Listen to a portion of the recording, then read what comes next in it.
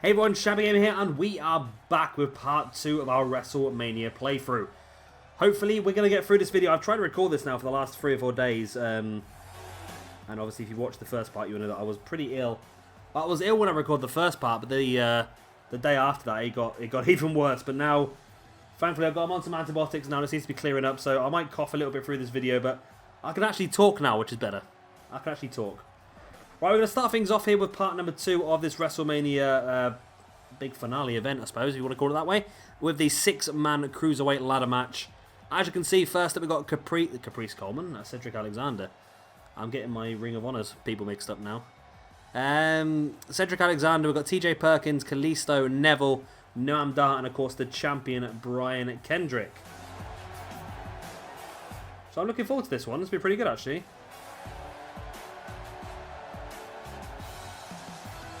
Should be interesting. Like I said, I've done this a few times now because I've been trying to record these videos, but my throat's been giving way. But it's been pretty interesting. The endings we've had so far, all the matches have been pretty good. There's been 1 or 2 endings that have been a little bit rough, so hopefully this one we are going to get ourselves a nice good ending, which is highly possible. I've had dodgy ones where like somebody's climbed the ladder and somebody else has just stood there watching, sort of thing, which is obviously not what you want to be seeing. But hopefully we can get a decent ending. Of course, Noam, he faced off against Brian Kendrick at Fastlane one-on-one. And Kendrick, he's a little bit cheaty to win, I suppose, if you look at it that way. Kendrick pretended to have an injury, which led Noam to backing off and allowing Kendrick a little bit of space. And then Kendrick took advantage of that space and managed to turn the match around and pick up the victory over Noam, which is how he got himself involved in this match. Because he probably... I don't know, would you put Noam as the outsider to win this one? I probably wouldn't have. I probably would have done beforehand, but seeing how he's being used on the main roster now in this feud, with Cedric Alexander and Alicia Fox being involved as well, it's an interesting one. He seems to be getting a bit more of a push than what I expected, which is good for him because he's quite a young wrestler as well. So there's a big future ahead for him. Talking of big futures, TJ Perkins, a man who has struggled a little bit to get over. I'm not quite sure why. He didn't really get over fantastically well in the Cruiserweight Classic, I noticed as well, when he defeated Grand Metalik. I don't know if it's because a lot of people were hoping that Metalik would win, but this guy got a few boos, and I was a little bit disappointed with that, to tell the truth, to be completely honest.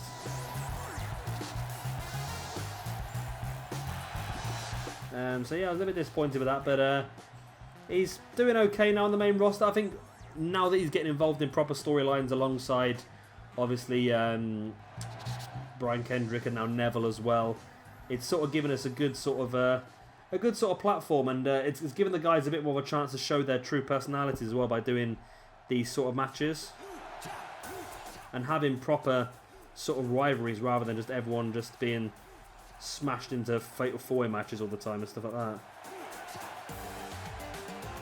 I don't know if smash was the correct phrase to use there. That was a bit of a dodgy phrase there, I suppose, wasn't it? But there we go. Like I said, we've got the likes of Kalisto and Neville joining this one as well. Obviously, I'd already announced Neville to be in this before he made his return with obviously the in the 205 Live and so forth. I'm not saying they stole my idea or anything like that, but you know, they stole my idea. But then again, it was always going to happen, wasn't it? Neville was always destined to be part of that Cruiserweight division. It was going to be. It was a massive thing for the Cruiserweights, and the Cruiserweight's a massive thing for him. It's such a win-win situation that is for Neville.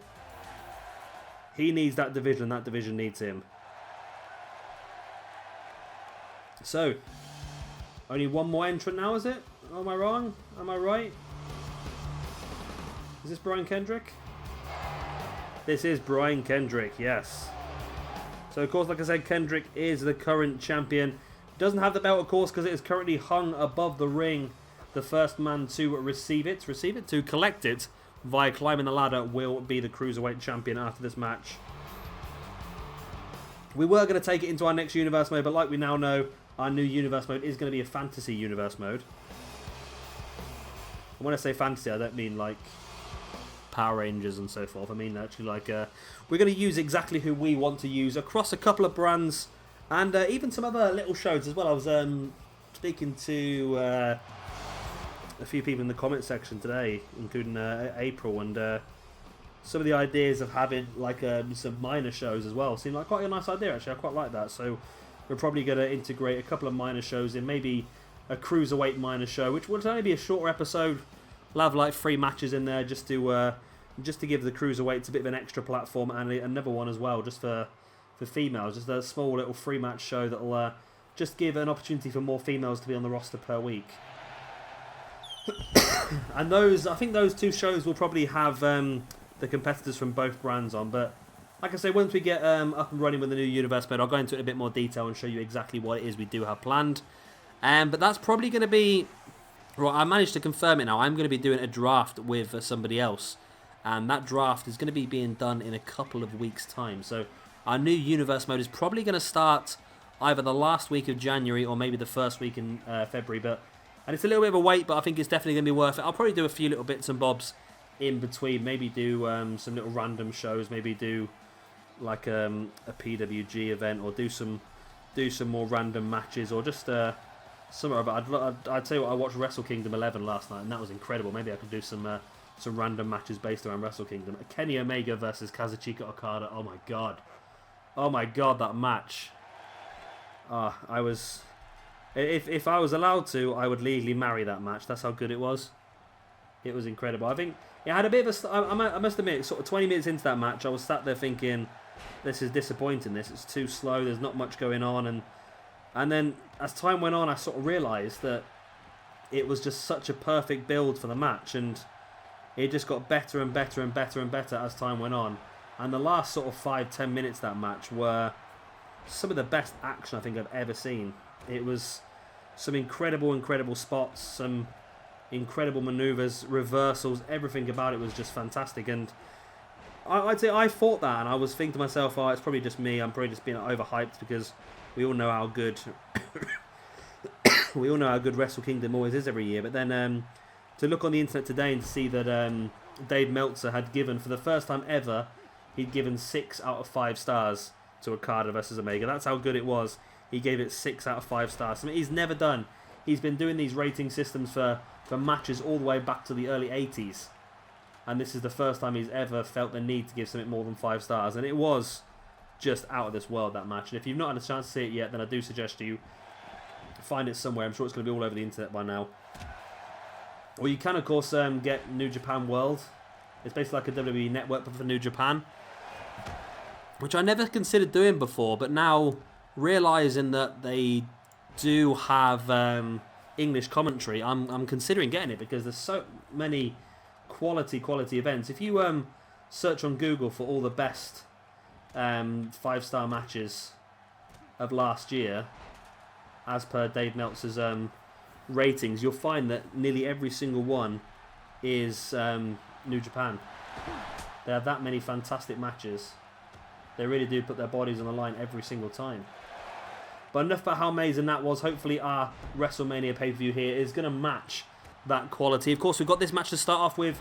After this, we are going to see the Extreme Rules, or the Falls Count Anywhere match between Bray Wyatt and Luke Harper.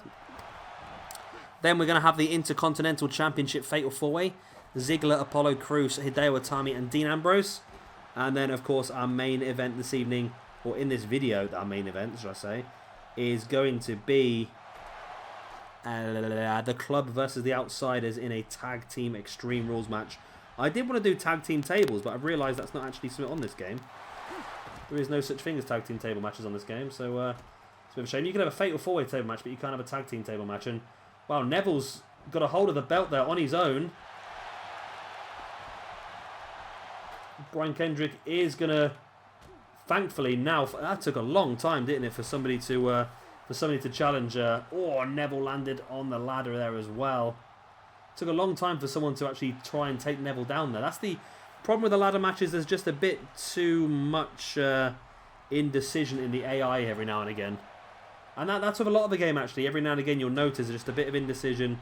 They're not quite sure what they want to do. Ah, there you go. That's proof there that we've got the new DLC moves packs now on TJ Perkins. Using these headlock, head scissors, take you downy thingy. You know what I mean. with inbuilt dab as well. Looks like that ladder's going, and it does. Neville and Kalisto crash down hard. Cedric Alexander and Noam Dar trying to clean the ring, but Brian Kendrick stays there. Brian Kendrick, dragon suplex. So I'm still coughing a little bit. I'm a lot better now though. Like I said, I tried to record this video the last 3 or 4 days in a row, and every single time I've had to stop halfway through and just delete the video because it was awful. And I don't want to be uploading terrible stuff. I don't want to be late on these videos, but at the same time I don't want to be uploading terrible stuff. Thankfully all my other stuff like Fallout 4 and Skyrim and everything like that, I'm pre-recorded quite a long distance ahead of time on them sort of videos, but this I record quite close to the time because I want to make sure that we talk about relevant stuff in the video as well, so I don't often go too far in advance with these videos. But Wrestle Kingdom, yeah, Wrestle Kingdom was immense. And then they had New Year's Bash the day after, and some massive, massive returns in New Year's Bash. It's definitely worth a watch as well. New Year's Bash is not generally anywhere near the quality of pay-per-view of Wrestle Kingdom because everyone's knackered from the night before. But it is a good, firm sort of standing on what's going to happen in the next year. It's sort of like, is it New Year's Bash? Something like that, isn't it? New Year Dash. And it's more like the Raw after WrestleMania, really. Just sort of sets everything up and hit the reset button on a few things and build some feuds going forward.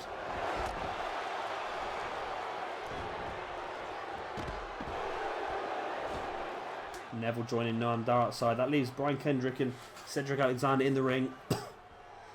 As you can see, Neville changed his mind there, comes back into the ring, knowing that facing Noam Dar on the outside is not really going to help Neville at all. I'm still considering potentially a Neville Noam Dar tag team, you know. Don't know, their attires just seem to match in this as well. Both from very, very close to each other, of course. Do something, Neville. Do something. And Neville just climbed the ladder and decided he's just going to stare at Brian Kendrick rather than actually trying to take the belt away from him. There we go. Brian Kendrick dropping onto the ladder as well. See, it's all about timing in this match as well, especially with the AI, because people are... How's that happened? There you go. TJ Perkins will fix it. Yeah, people are not staying down for very long, especially in a match where you've got 6 people. It's very difficult to have all 5 down at the same time and give you that chance to climb the top, and that's what TJ Perkins tried to do there, but good old Cedric Alexander did have the AI to turn around instantly and push that ladder over.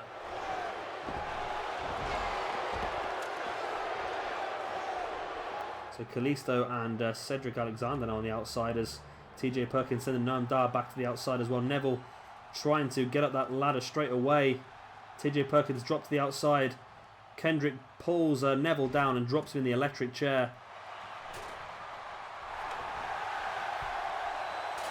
Yeah, I think everyone just seems to have a bit too much energy in this match for me. I'd like to see people like... I don't know, Noam Dar stayed down for quite a chunk of time there, but it does make it a little bit more difficult, doesn't it? Neville and TJ Perkins on the top. Oh, Neville, what's he going for here? What's Neville going for? Oh, super Death Valley drive off the top of the ladder. Wow, TJ Perkins is down. That was awesome. Yeah, you're right, crowd. That was awesome. Brian Kendrick now climbs to the top of the ladder. He's the only person in the ring. Neville tried to springboard into the ladder. Didn't quite get it. Kalisto pushes the ladder over, and that makes Brian Kendrick drop. Neville nearly completely disintegrates the ring there by picking the ladder up somehow. Yeah, a bit of a poor AI there for a second as both Noam Dar and Kalisto just stood there doing nothing. Katalka doing nothing. Neville once again just stood staring at... Oh, that was clever, that was. Seems like TJ Perkins was actually affected by Neville landing on top of him. And now Noam Dar is the only man on his feet. If he can set that ladder up, he'll have a quick free run. Now TJ Perkins and Cedric Alexander both back up on their feet now. TJ sending Noam Dar over the top. Cedric trying to sneak up. Behind TJ. TJ pushes the ladder over. Oh, and just powerbomb Cedric Alexander onto the ladder. Oh, that's not going to break your back. That's a lumbar check, that is. That's a bit of a pun there. Brian Kendrick, sliced bread.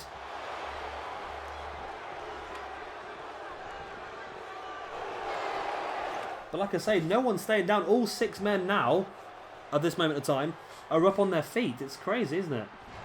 Fisherman suplex there by Noam Dar. Kalisto tried climbing up the ladder, but Brian Kendrick pushed it over.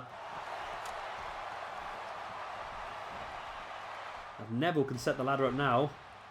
TJ Perkins and Noam Dar are distracted by each other. If Neville can set that ladder up, he might have a clean run, but Kalisto now back up to his feet as well. Kalisto instantly looking to push that ladder over, and he does, and Neville crashes down to the ground once again. TJ Perkins sending Kalisto to the outside. Now TJ Perkins is in the ring on his own, and he was in the ring by his own, and now in comes Noam Dar. Ladder now being set up in the corner there. I don't think it was on purpose, but Noam Dar picks it back up, just levering TJ Perkins in the face with it.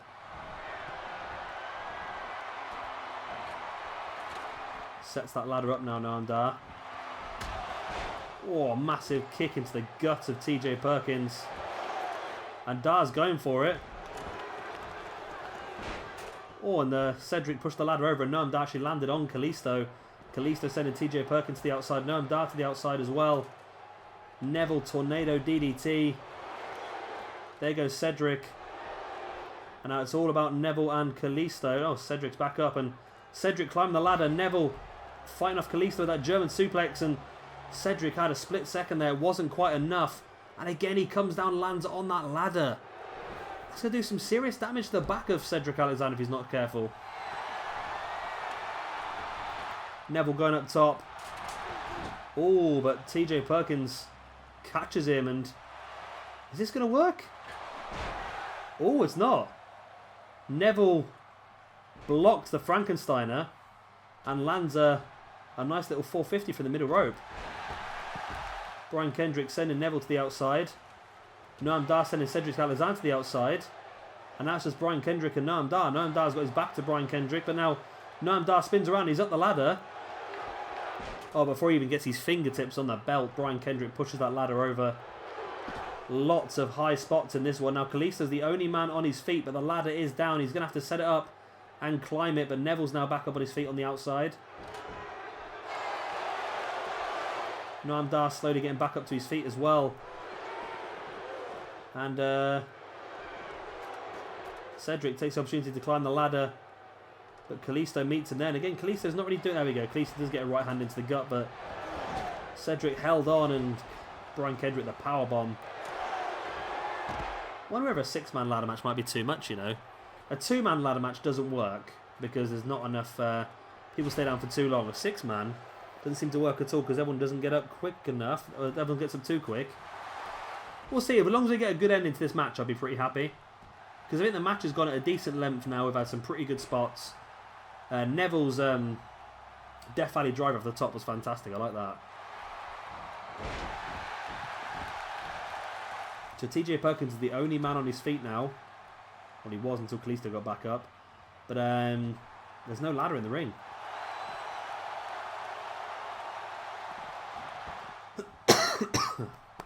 Excuse me.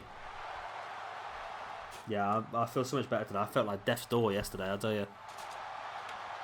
I thought that was me done and dusted, I'll tell you. That's how ill I felt.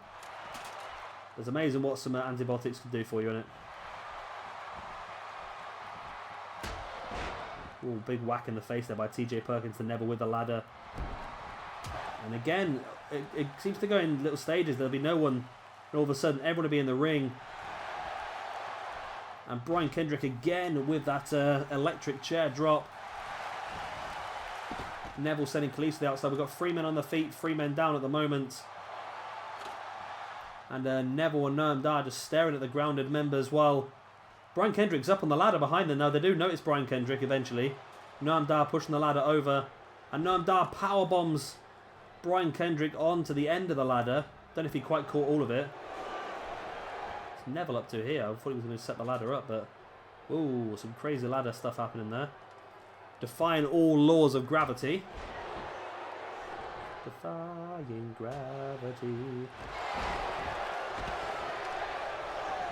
Kalisto now has the ladder straight in the face of Kendrick, but Kendrick wrestles it back into the face of Kalisto. Now TJ Perkins, if TJ Perkins can take out Kendrick, which he has, TJ Perkins is the only man on his feet. This is a chance for TJ to bring the title down. He's up top. Can TJ bring the belt down? He's the only man on his feet. See the animations. Yeah, he did win. The animation's a bit slow. It's a great win. I'm happy with the ending. Like I said, it was a perfect ending.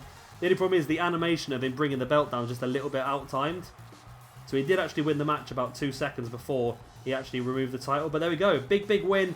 TJ Perkins wins the Cruiserweight Championship. I think he started our Universe mode with the Cruiserweight Championship, lost it at the Royal Rumble, and has now won it back here at WrestleMania. What a great way to start off this second part of WrestleMania. Hope you have enjoyed it. Now let's get into our next match. And here is match number 2 of this video. It is going to be Luke Harper, who's fought tooth and nail to get this match here against his former Wyatt patriarch, of course, Bray Wyatt. Should be an interesting one, this. Of course, it all started off when Bray Wyatt entered the Royal Rumble, and Luke Harper must have assumed that Bray Wyatt was going to side with him at least. But it turned out that Bray Wyatt just came in, completely attacked Luke Harper, and even eventually eliminated him from the Rumble. This led to Luke Harper desperate to get his hands on Bray Wyatt. So,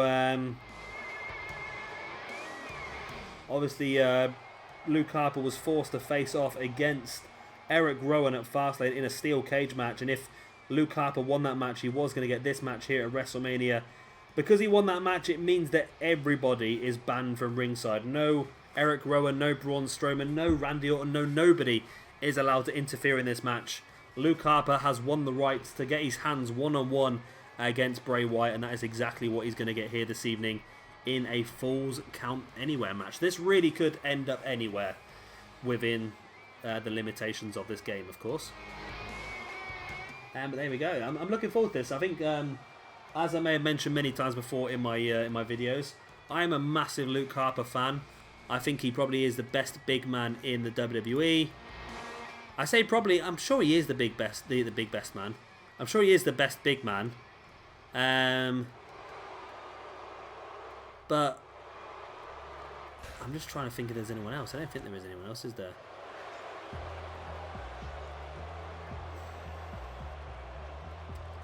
No, I can't think of any others. There's going to be no one better than this man, is there? No one better than Luke Harper. I got a quick update, actually. I mentioned about me signing up for WrestleCrate and Pro Wrestling Crate. I've ordered some... I won't get either of these 2 wrestling crates now, and probably until the end of January, the new ones. But what I have done is, with WrestleCrate UK, I've ordered 3 crates of previous stuff. So what I'll be doing is opening those over the next couple of weeks, and getting ready for our first proper WrestleCrate. So those will be on my channel, and I've actually gone out to get a webcam. You're actually going to see me for the first time on this channel. So be sure to keep an eye out for that. And I am trying to negotiate with WrestleCrate to get a discount code for you guys, but they're not...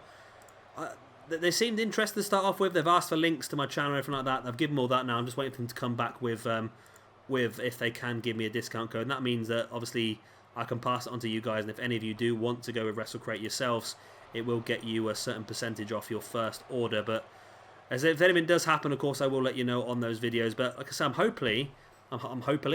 I'm thinking that... that I got an email today saying that they've been dispatched, but the second class post, that's the ones.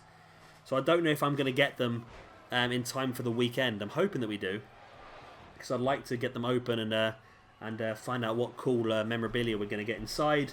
You're guaranteed at least 1 t-shirt, 1 DVD, and 1 signed object with each month, and then you get extra little bits and bobs and so as well. So I'm looking forward to doing that, and like I said, I will be doing those openings on my channel as well, so keep an eye out for those over the next couple of weeks. But enough of that. That's done. That's not me advertising, by the way. That's just literally, I'm looking forward to it, so I thought I'd let you guys know about it. Because it's really cool. I never thought about it. I've seen people getting Loot Crate for years, and I thought to myself, it looks pretty cool, but I enjoy my gaming, but probably not enough to have all that sort of game memorabilia. And then when I saw WrestleCrate, I thought, yeah, I'm definitely doing that. And then Pro Wrestling Crate is the one from Pro Wrestling Tees over in America, where You pay. I'm paying $35 a month for that one, but you get free T-shirts every month and a DVD. So I'm looking forward to that as well. That should be here. That's probably not going to be until the first week in November. That one probably February. So yeah, that's about that. Like I said, this is full scan anywhere, so no countouts, no disqualifications, and pinfalls and submissions can take place anywhere. I'm assuming it's probably going to stay within the confines of the arena here, or maybe over the barricade. Or it looks like they're actually making their way up the ramp, which is... We have had a full scan anywhere match, haven't we, in our universe mode, where it ended off camera, which is a bit annoying. They managed to find the one place in the entire arena that the camera couldn't see, and that's where the pinfall happened, which is a bit annoying. It would literally, it's further up here, it's just down to one side. You see on the other side of the ramp there, I'm pointing, but you can't see, obviously, you'd be pointing, can you? So Luke Harper, I would love to see this match at WrestleMania. I think this would be a real good sort of fight between these two. It wouldn't be a wrestling match, it would be a full-out fight. Luke Harper just slamming the back of the head of Bray Wyatt into the ramp. Yeah, I think I'll definitely be trying to get Luke Harper into our new universe mode. He's one of my favourite wrestlers. I'm not sure. See, that's the thing I'm not sure about. The guy that I'm going to be doing the draft against, that's what I need to try and figure out in my head. It's there's certain people that I know I want, and there's certain people that I don't want as much as the first ones. However, I'm worried that he's going to pick them. So I might end up picking my first choice pick like 6th or 7th down the line, because I'm pretty sure the other guy's not going to pick him, but I don't know if I can take that risk. It's going to be such a dodgy draft, because really we probably got different sort of personalities when it comes to wrestling. But at the same time, we probably haven't at the same time. So it's going to be interesting. I'm really looking forward to that. I'm hoping you guys are as well. It's going to be a really cool draft. We're going to have two magnificent or glorious rosters, if you will. And we are going to have literally... I've downloaded some of the best tag teams, some of the best stables, some of the best individual male wrestlers, some of the best female wrestlers as well from around the world. The ones I can get a hold of. It's difficult sometimes with some... Like, obviously, watching Wrestle Kingdom yesterday, the first thing I did tonight was get into Community Creations and just try and download half the NJPW roster, which is... I got some good ones, but at the same time, there were some that we just couldn't seem to get a hold of. The females are generally a problem, but I've got some really good ones. I've got Eva Lise, which I was very happy about, because she's badass. But yeah, I'm looking forward to that draft now. And that'll be, like I said, that'll probably be in a couple of weeks' time, once I've had a chance to edit it and everything. Bray Wyatt now with that big front slam onto the knee. And it's been a pretty even match, this one, so far. Both guys having their opportunities, both guys in control of certain parts of the match. Oh god, I'm still coughing. Hopefully by tomorrow, when I come to record part number 3, because I'm behind now, hopefully that will be better as well. Luke Harper with a pin. It's not quite enough to keep Bray Wyatt down, but you see Luke Harper pretty pleased with the work he's done so far. Crowd getting behind him, not quite sure. I think the crowd will get behind him as a face, you know, if he went against the Wyatt family. Knee to the gut, and oh, discus lariat there by Luke Harper. I've never been a fan of anyone who uses an impact finisher, but I do like that discus lariat. 1, 2, and 3. There we go. Luke Harper picks up the victory over Bray Wyatt here at WrestleMania. Our big finale pay-per-view of this universe mode. And what a big win that is for Luke Harper. Like I said, will not be the last time you're going to see him. He is going to be a big part of my roster, hopefully. And the one thing about our new universe mode as well is that you've got to remember that we're not going to be using people the same way they're used in WWE. For example, if I bring in Luke Harper, I might want to use him higher up the card as a main event, or maybe even for a new championship that I'm thinking of bringing in based on some of the stuff I've watched on New Japan yesterday. But we'll wait and see. Like I said, I'm not going to give away too much. Have to wait and see, wouldn't you? And here we go with our third match of this video, and it is going to be the Intercontinental Championship Fatal 4-Way. And as you can see, there is showing as an Extreme Rules match, and that's mainly because, as I've said before, Fatal 4-Way matches are no disqualification. So I want make sure that if they want to use a weapon, they very much will do. If you do a normal Fatal 4-Way, they don't seem to want to use weapons, but if you make it Extreme Rules, it makes it a bit more aggressive. And with somebody like Dean Ambrose in the match, you want to have the weaponry available for him to use. Because he's that sort of guy, isn't he, really? The reason why I've done that, of course, Dean Ambrose. Got in this match. I don't know how he got in this match, actually. I should know, because I announced it, like, but... he got this match by decree of Shane McMahon. Over the period between the Royal Rumble and Fastlane, he feuded with Hideo Itami. That sort of led from when Hideo made his debut at the Royal Rumble. And within only a matter of seconds of being in the Rumble, he eliminated Dean Ambrose. Now, the feud then between Ambrose and Hideo led from the Rumble to Fastlane, like I said, but Hideo faced off against Dean Ambrose several times and just could not pick up the victory. Lost every single occasion until they got to Fastlane. The big match between these two ended with Hideo getting the victory, and that's what led to Shane McMahon putting Hideo Itami into this Intercontinental Championship match.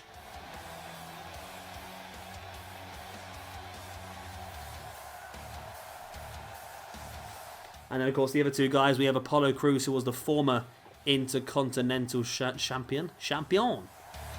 The former Intercontinental Champion. And then, of course, Dolph Ziggler, who is the current Intercontinental Champion. So it should be an interesting match. A lot of different styles, if you look at it that way. Ambrose, more rough and ready brawler. Hideo, quite strong style with the strikes as well. You've got pure strength and agility of Apollo Crews. Then obviously you've got the show-off style of Dolph Ziggler. The sort of high-octane, high-risk, I suppose, if you will, with Dolph Ziggler as well, maybe. Let's wait and see what happens then.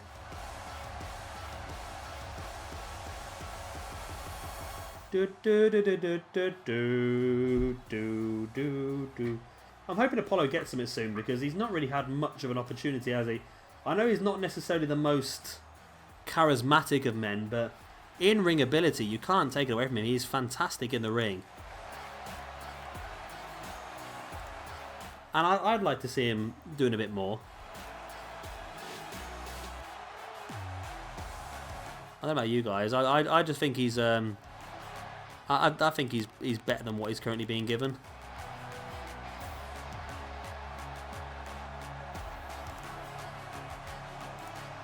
Oh, my computer's freezing now. I can't see the screen. There we go. I think I've got it. I think I've got it. There we go. Boom. We're back in.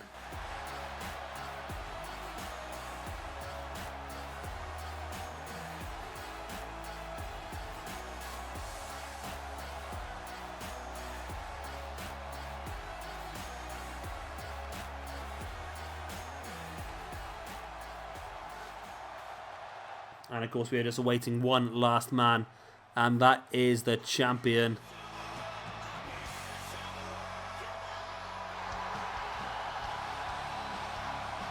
Do.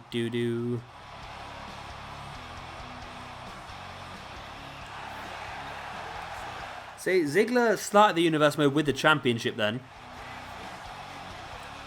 And then lost it at the Royal Rumble to Apollo Crews, who was really just steamrolling through everybody and anybody.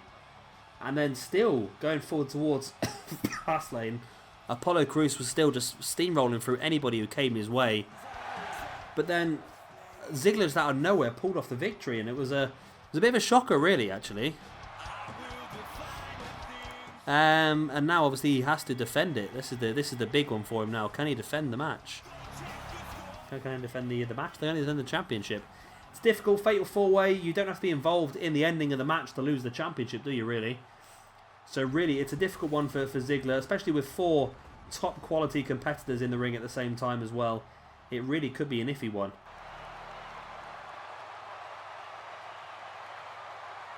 Referee holds the belt up high.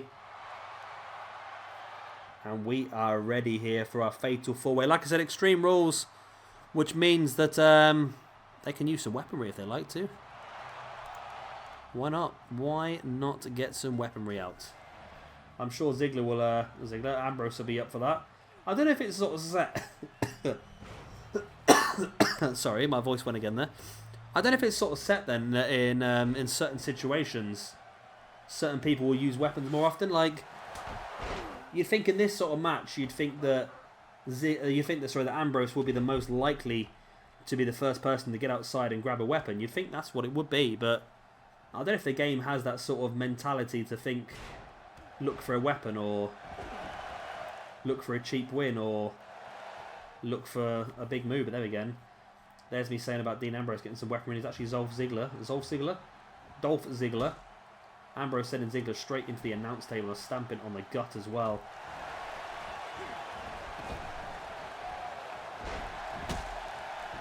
Nice power slam there by Hideo Itami in the ring. And a double foot stomp on Apollo Crews as well. And like I said earlier on, both Ambrose and Ziggler are going to have to watch that in the ring, because they do not have to be involved in the match ending, do they? Which is quite annoying. I miss on, was it last year's game or the year before? We used to have elimination matches I used to have to do, and I used to always use elimination matches. They were great. It's just like having that match rules screen where we could change the rules of any match. And because I once did a Fatal 4-Way Iron Man match, which was pretty cool. That lasted half an hour, and I think that was a really cool ending that was as well. That ended with, I think that was in Ring of Honor. It was in Ring of Honor. And, yeah, I'm sure it ended with somebody getting the victory in the last 20 seconds, which was amazing. We used to do First Blood matches, Ultimate Submission, which was like an Iron Man submission match. And, yeah, you used to do Elimination match as well, which was really good. I sort of missed that. If they could put on, like, create your own match type, that's what I'd like to do. Just be able to change the rules and, like, you can add a cage maybe, or you can add 2 cages, or the cage inside the cell, like they've had before. Lumberjack matches, or just generally create different rules to create different match types. I think that'd be pretty cool, because at the moment, they're sort of backing away and the matches are becoming less and less and less every single year. I know they've added a couple of matches back in this year, but not much compared to what's been taken out over the last few years.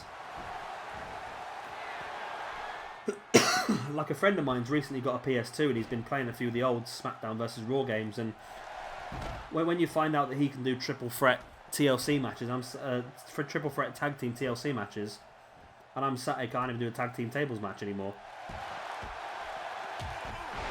So yeah, I need to find some different rules, I think.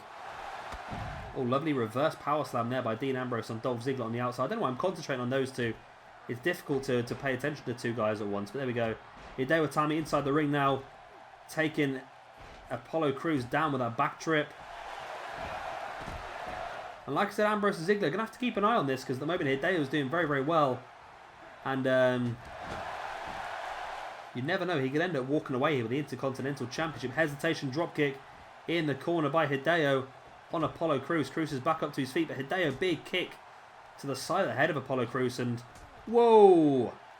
I thought Crews was a little bit out of it there. He looked a little bit dizzy after that kick to the side of the head, but obviously playing possum as he just launches Hideo Itami over the top rope. What a moonsault off the apron as well by Apollo Crews. That's nice. Not seen many people do moves like that before in the game. And all of a sudden now all 4 guys really congested in that outside area. And poor old Hideo there just stood in between Ziggler and Ambrose and just got basically a chop from each side. Ambrose seems a little bit stuck. There we go. Now that Crews is back up, Ambrose can sort himself out with that sit-out scoop slam. Ambrose now dropping a boot into the gut of Ziggler. Hideo brings Apollo Crews back up to his feet and sends him into the ring. Oh, as Ambrose pulls out a baseball bat. Oh, and straight to the back of the leg of Apollo Crews and launches the baseball bat at Dolph Ziggler. I don't think he quite hit him, but... Oh, Ambrose for the pin as Hideo slid out the ring. Almost a freak out, and Ziggler wasn't going to do anything about it for some reason. A bit embarrassing, wasn't it? Ambrose slides to the outside. Ziggler up on the middle rope, stalking the grounded Apollo Crews. Dropkick to the back of the head. And Hideo Itami insult to injury, that kick in the back, and now slamming the arm of Apollo Crews into the mat. Well, I think Itami might have been looking there potentially for a GTS. He sort of started to put him up on his shoulders for a second. And Ziggler saved Apollo Crews there. Hideo sending Apollo Crews across into the corner. And Ziggler tried to run into it, but ended up just completely bounced off the ropes face first. Running knee strike in the corner there by Hideo Itami, and now Ziggler and Ambrose to the outside. All of a sudden Itami's in the ring on his own. Looks like Itami's going to go after the only man who's on his feet, and of course that is Ambrose. And Ambrose, what a vicious clothesline that was by Dean Ambrose, launching and flattening Hideo Itami. But Itami's back up with that jawbreaker. Ambrose with jawbreaker again of his own.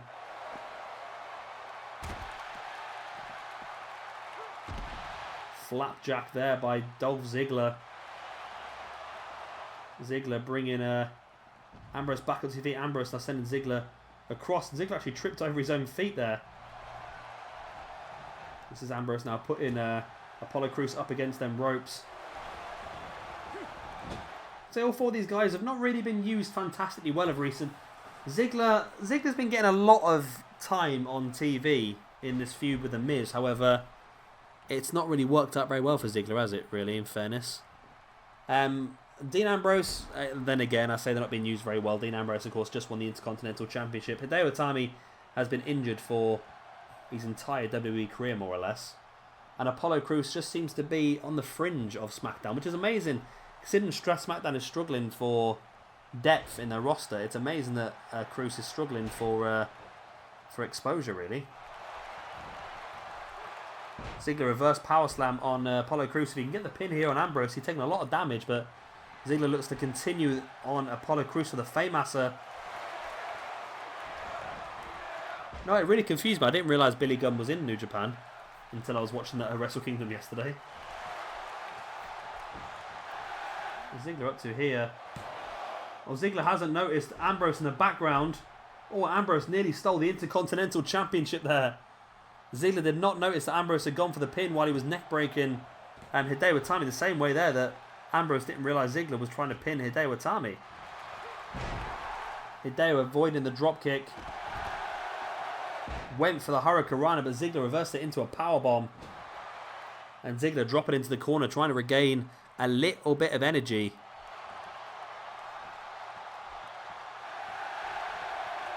Now Ziggler up on the middle rope now, taunting the crowd. Maybe in a match like this, Ziggler, you don't want to be the show-off, really. You need to stay on track with what you're doing.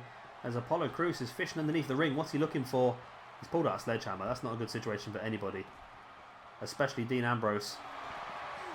As Hideo Itami in the ring, stalking Dolph Ziggler. Hideo dives straight through the middle rope, taking Dolph Ziggler down. Apollo Crews head first off the ring post as well. Crews sending Ambrose back into the ring with the sledgehammer as well, but Ambrose catching him. Knee in the face. And now just cutting him down as well.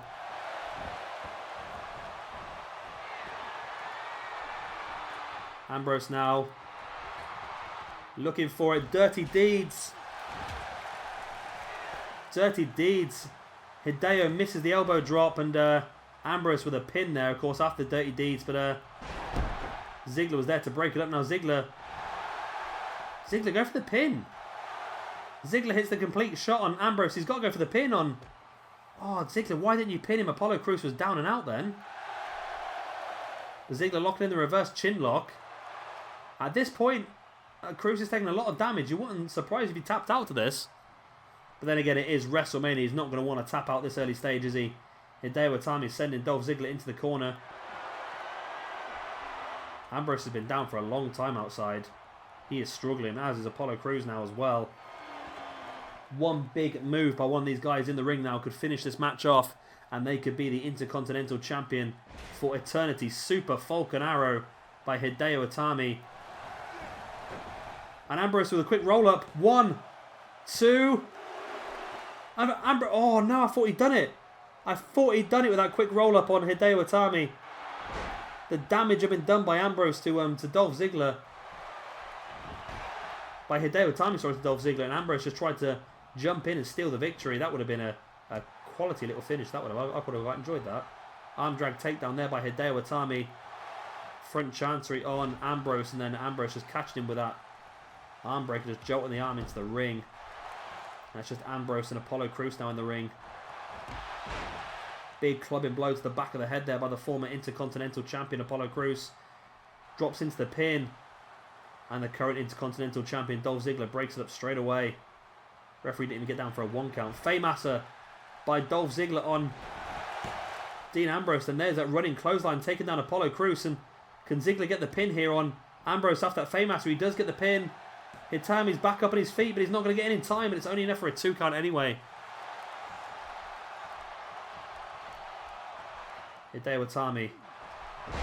Underhook suplex, and Ziggler's been busted open from that as well. Right hand to the gut of Hideo Itami. Bit of teamwork there by Hideo Itami and Dean Ambrose. Itami holding him up as Ambrose hit him with that big kick, but now it's Itami and Ambrose up on their feet. Itami with a Saito suplex drops into the pin. Apollo Crews is going to get back in time too. Oh, he just about got there in time for the 3 count, Crews.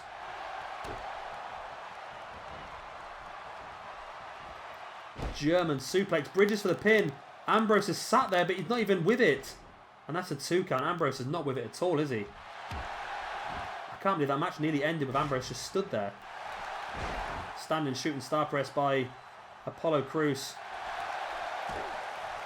Oh, Crews. Oh, catching Ziggler. That's painful, that looked. Oh, God, I'm getting worse now, I think. It's night time. You get worse at night time, don't you? Worse at night time, worse in the morning, but better in the day. Thankfully, for me, tomorrow's Friday. You're probably watching this on Friday anyway, so I'll get a nice early finish tomorrow from work if I sneak out early enough. And I can get some more videos recorded for us. Because I'm really enjoying this WrestleMania. I really am. I'm hoping you guys are as well. I know we're only in part number 2, but the biggest matches are still to come. We're going to hit one of our really big matches in the next video. The main event of our next video is Sting versus Shawn Michaels. Dirty Deeds by Ambrose on Apollo Crews. There's the pin. 1, 2. Ziggler and Itami are down. Oh my word. Apollo Crews kicked out. Apollo Crews just kicked out of a Dirty Deeds. So Ambrose is going to hit another one. And there it is. A second Dirty Deeds by Ambrose. But straight in front of Itami, who breaks it up straight away. If Itami can get Ambrose down here, then Itami can win this. Ambrose reverse DDT. Ambrose is the only man on his feet now. Well, Ziggler straight back up now as well. As Ambrose just flattening Hideo Itami. I thought Ziggler was going to steal it then. No, he did. Great running bulldog right through the middle of Apollo Crews and Dolph Ziggler. Wow, Crews has been busted open as well. That must have happened quite early on because there's a lot of blood on Apollo Crews' chest. And that's going to make it very difficult for him to continue on. Like I've said before in previous videos, when you bleed like this, it just sucks the energy out of you. Each little droplet of blood is liquid energy dropping from your body. And the longer this match goes, the more difficult it's going to become for someone like Apollo Crews. But he is very well versed and fit, as you can see right here, by just gorilla pressing Hideo Itami there. Now standing moonsault as well. However, Dean Ambrose is there straight away to break that pin up. Dean Ambrose now an arm breaker on Apollo Crews. That's a clever move. Apollo Crews likes to go for some high-powered stuff, and Ziggler sneaks in from behind and almost stole the victory while Dolph Ziggler had his back to Hideo Itami. And that's what I've said before about these Fatal 4 matches being very, very difficult. Wow, look at Ambrose go. Yeah, these Fatal 4 matches are very, very difficult because you really need to pay attention to everybody else in the match. You can't just pay attention to one person. You have to pay attention to what's happening on the other side of the ring as well, because you don't want to end up losing the match. Hideo Itami the powerbomb while Ziggler went for a prospective Hurricanrana by the looks of it. Hideo Itami now with the strikes, back fist. A couple of big kicks into the gut now. And a reverse spinning heel kick into the gut as well. Apollo Crews on the outside, he's pulled out a table. Ziggler now with the arm drag taking Hideo Itami down. Just when you think Hideo Itami's got back into it. So I don't know what they're going to do with the table here. Looks like it's going to be left there. Ambrose. Oh, wow. Ziggler was lining up. Whoa. Ziggler was lining up Hideo Itami there, and Ambrose just crept in and caught him, put him straight into the Dirty Deeds, but Ziggler reversed it, and then the butterfly suplex there by Hideo Itami into a boot into the back of the arm. So Apollo Crews and Apollo Crews and Dean Ambrose both down the outside. Hideo Itami taking Ziggler up. GTS. If Itami can drop on here, he can win the Intercontinental Championship. 1, 2. Oh, he's not. Oh my God. How is that only a 2 count?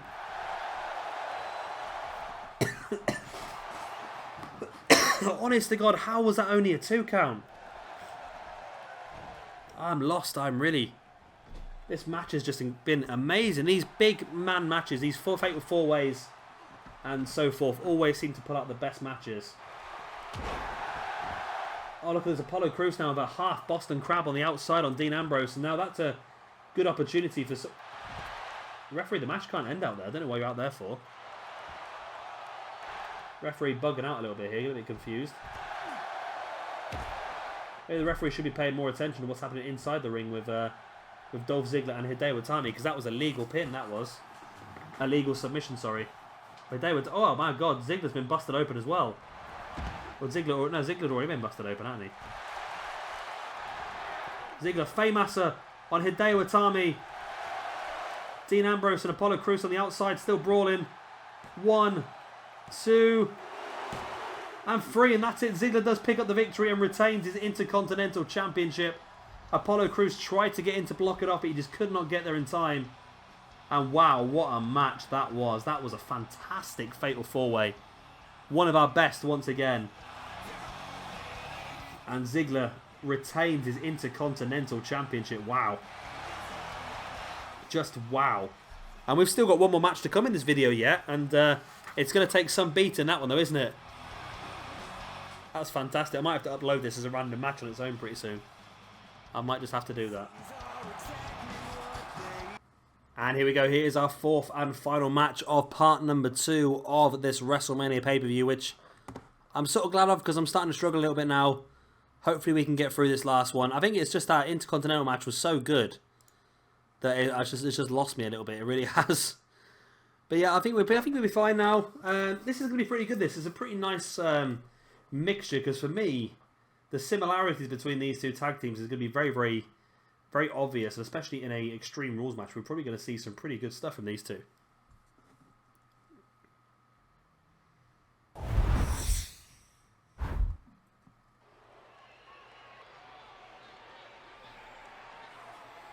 And here we go. I was really, really hoping we'd have the DLC by the time this video is being made, but I've asked 2K on Twitter and still they have not responded. I just want to know what the bloody release date is for the DLC, because I want to try and at least have it on our new... universe mode, have these two guys, because then it gives us 2 more spaces to have actual other cores, which I think would be pretty cool. Because I'm really struggling for space now. I didn't... When the game first started, I thought, oh yeah, we've got loads of space and this, that and the other. And now I'm just saving over everyone. I download somebody one day and then the next day I find somebody else that I want more and save them over the top. It's going to be pretty difficult to get everyone we want, I think. I've got an idea for an extra championship I want to have in my brand. So by doing that, I think it's I need certain people as well. And here they come. We saw them on Raw last week, accepting the open challenge of Luke Gallows and Karl Anderson. Karl Anderson and Luke Gallows stated that they didn't come to the WWE to win championships. They know they're the best in the world at the moment, but what they wanted to prove that they're the best in the world ever. They issued an open challenge to any legendary tag team to come and challenge them here at WrestleMania. And of course it was Kevin Nash and Scott who accepted that challenge later on in the episode of Raw. Which has led to this match here.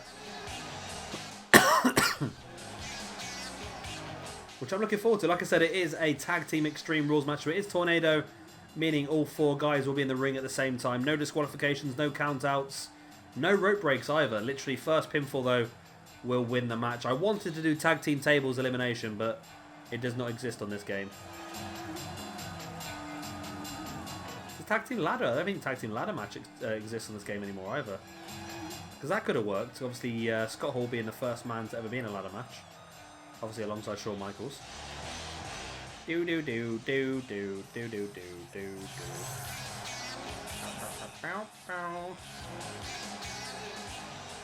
I don't know if my brand in the universe mode is going to have many legends in it. I've got my idea on a few. I've got my eye on a few legends, but nothing massive. I mean, there's a few legends that I think I could get away with using with the rest of the roster I'm going to have. There's a few legends that would probably fit into it, but not a huge amount. I think Gallows and Anderson might make an appearance on one of our brands, be that mine or be it my my good friends who's going to be doing the draft with us.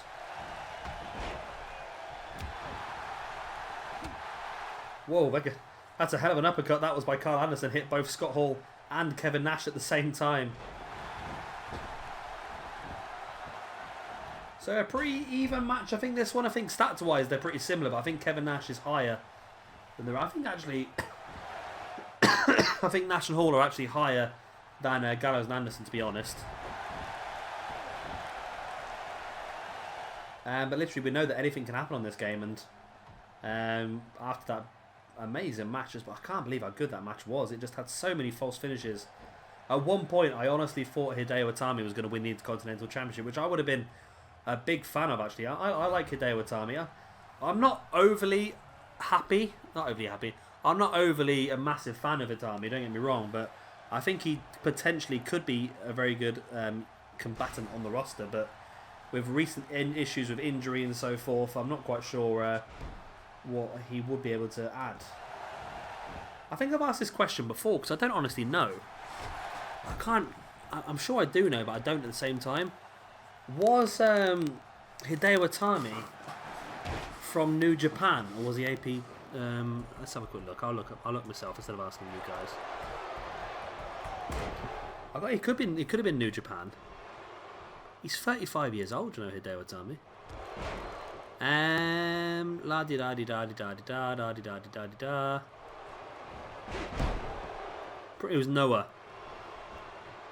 I didn't think he was New Japan. He was Pro Wrestling Noah. Okay, but also worked quite a bit of Ring of Honor stuff as well. Had some real top class matches in Ring of Honor. If you look on Dave Meltzer's list of top matches, you'll find a few Kenta Kobashi, isn't it? Kenta Kobashi? Yeah, Kenta Kobayashi, or just Kenta was known as, wasn't he? Or yeah, he was known as Kenta Kobayashi as well. He had some fantastic matches against the likes of Austin Aries and Hideo Itami. He is Hideo Itami. What's that other guy called? I've forgotten his name. Daniel Bryanson. Bryan Danielson, that's the one, Daniel Bryanson. Bryan Danielson, over in Ring of Honor. Yeah, there's some really good matches with him as well, so that's pretty cool. I've actually seen a few. Scott Hall with a pin here on Luke Gallows. I remember this is Tag Team Extreme Rules, so there is weapons allowed in this match. No one's gone for one as of yet, though. It's all been pretty brutal between these two teams. Big kick to the back there by Luke Gallows on Scott Hall. And there we go. Just as I was saying, Karl Anderson now does go outside the ring to grab himself a kendo stick.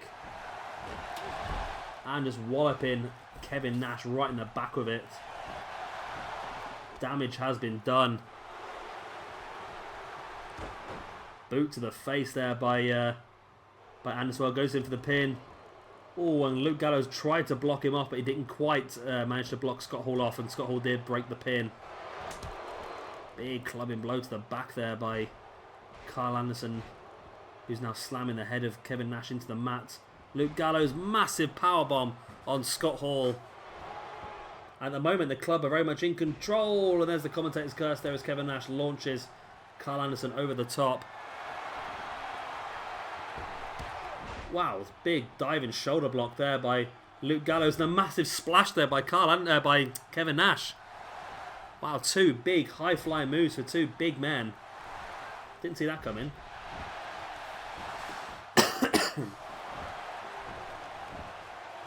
Well, Hall went for the pin. It was only enough for a 2 count, but Nash is now going to go for the pin as well. And again, it's only enough for a 2 count, but both members of the Outsiders getting very, very close pinfalls there on members of the club, who now turn the match around as well.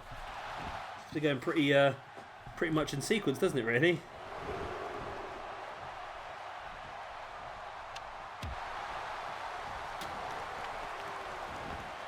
Karl Anderson again with that kendo stick.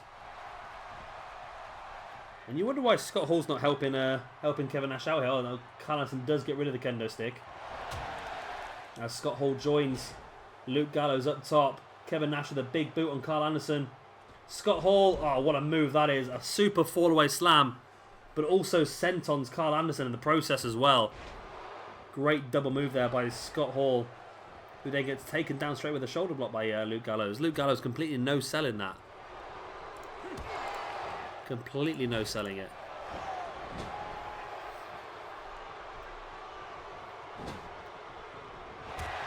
Gallows, massive big boot on Scott Hall. Karl Anderson, big clothesline in the corner on Kevin Nash. And it's odd because, like, you see the club in control, and then all of a sudden, at the same time, both members of the Outsiders will pull off reversals, and then at the same time, both members of the club will pull off reversals. Oh God, my cough's coming back now.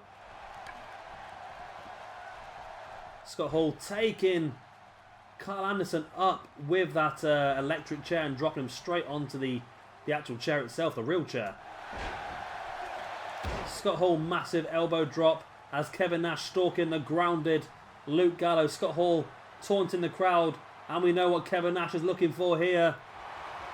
Taking Luke Gallows up, and there's the jackknife powerbomb. Karl Anderson, they're reversing the move there by Scott Hall. I don't think Karl Anderson realised that his partner was being pinned there, but Luke Gallows was able to kick out after a 2 count from a jackknife powerbomb by Kevin Nash. How amazing is that? Backbreaker there by Kevin Nash on Luke Gallows. Pinned now by Karl Anderson. 1, 2. Oh, and Karl Anderson nearly stole it there. Karl Anderson had busted open as well. Yeah, it'd be nice also if we got the DLC before the universe as well. Then we could use the new Austin Aries, the real Austin Aries as well, and of course Ty Dillinger would be a good one to have. I'd quite enjoy that, having Ty Dillinger. Luke Gallows now with a table. Are they going to use it as a proper table? That's the question. Not very good on this game at actually using tables as they should be. They use them as blunt weapons in these sort of matches.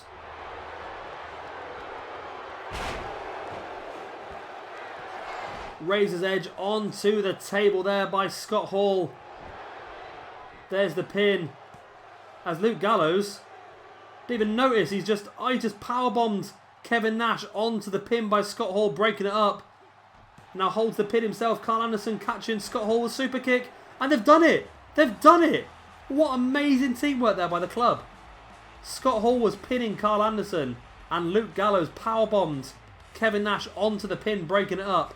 Then Karl Anderson catching a super kick into the face of Scott Hall, while Luke Gallows pinned Kevin Nash. Wow. What a massive victory that is for the club. They've just proved now that they are the best tag team in existence. I'm sure there's a lot of tag teams out there that have something to say about that, but based on the night, the club versus the Outsiders, it's the new breed, the club, that pick up the victory. So guys, that is the end of part number 2 of our WrestleMania finale pay-per-view. We've got 3 more parts coming up for you. In the next one, we've got the Fatal 4-Way Women's Ladder match between Sasha Banks, Paige, Charlotte and Lita. We're going to have Kota Ibushi challenging Nakamura for the United States Championship. American Alpha defend their SmackDown Live Tag Team Championships against Cesaro and a tag team partner of his choosing. And of course, in our main event of part number 3, it is going to be Sting versus Shawn Michaels. Now I'm going to try and get that one uploaded tomorrow since I'm a little bit behind with this video. So hopefully look for that on Saturday. And yeah, I'm going to leave you guys there. I hope you have enjoyed this one. Of course, if you have, then please do hit the like button. It does really help me out. And of course, if you are new around here and you've enjoyed what you've seen, then please hit the subscribe button. And remember, we've got our brand new Universe mode coming up for you in a couple of weeks' time. Once I've had a chance to do the draft with a friend of mine. And that is going to be this universe mode on crack, basically. There's going to be so many amazing wrestlers in there from all across the world. Japan, Mexico, the UK, Europe, America. Everywhere around the world you can imagine. We're going to have some real top-class talent in there. Male, female, tag team stable, everyone. So please stay tuned for that as well. And like I said, hopefully I'll have my WrestleCrate UK pack openings on the old YouTube over the next couple of weeks as well, showing you exactly what cool stuff you can get from these WrestleCrate UK if you're interested in that sort of thing as well. I've been Shabby Gamer, thank you very much for watching, and I shall see you very, very soon for part number 3 of our WrestleMania finale pay-per-view.